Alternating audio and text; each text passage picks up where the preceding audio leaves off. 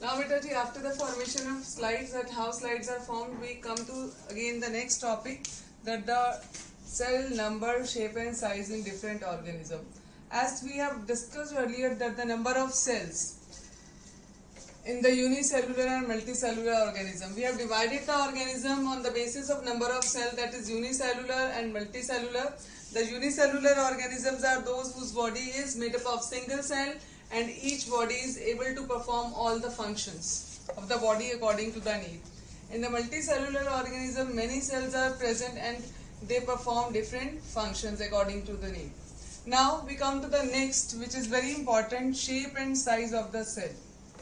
Now, in the different organism, different shape and size of the cell is present, and there are great variety of shape and size of the cell, and the shape of the cells varies from organism to organism.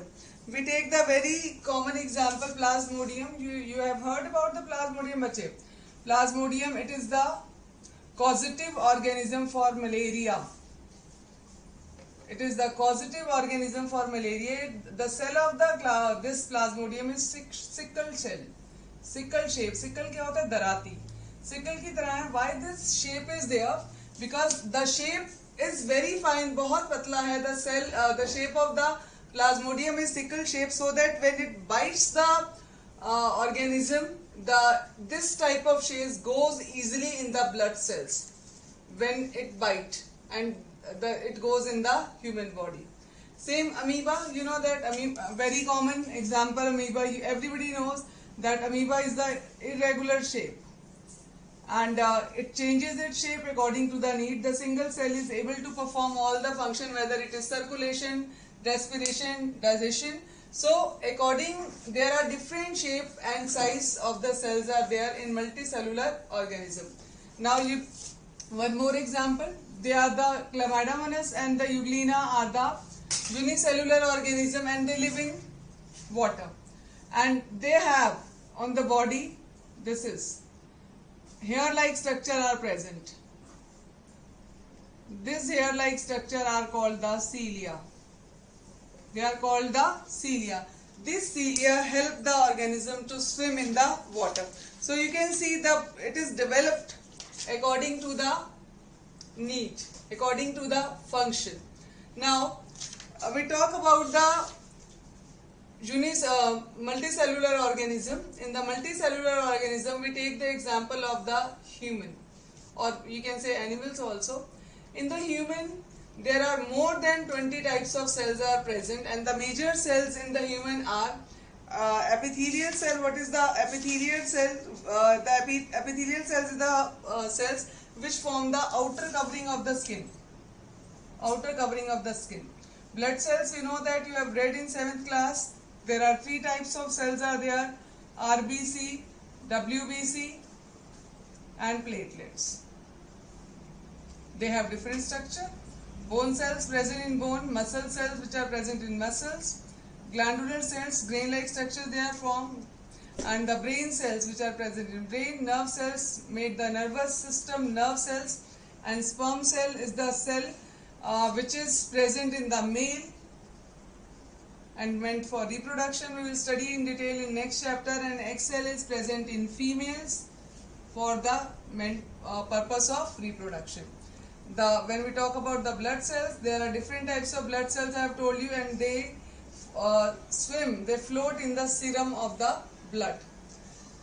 Now when we come to the plants, multicellular plants, plants are multicellular, different types of cells are present. When we talk about the leaves, in the leaves you have read earlier also, stomata is present, which is having the guard cell.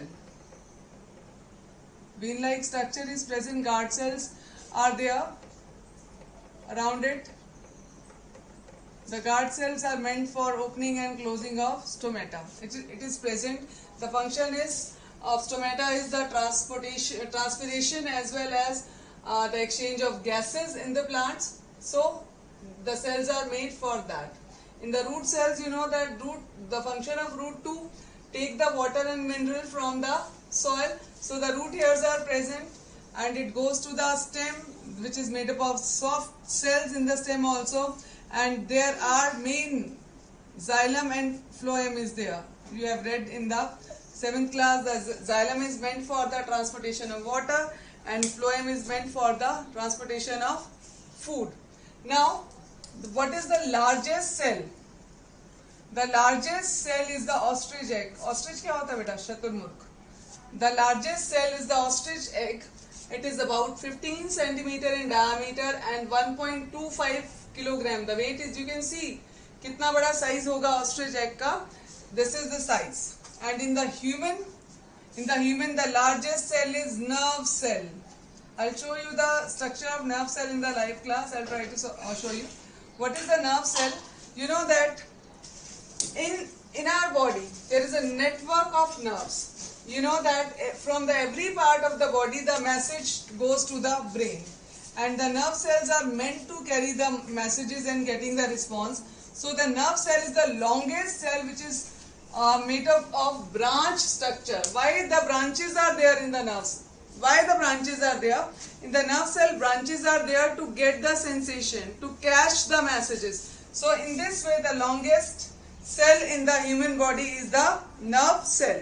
So according to the need, there are structure and functions or the sizes of the cells present in the multicellular organism. So beta ji, you have to read the chapter up to the page number 116. Further, the plant cell and animal cell we will study.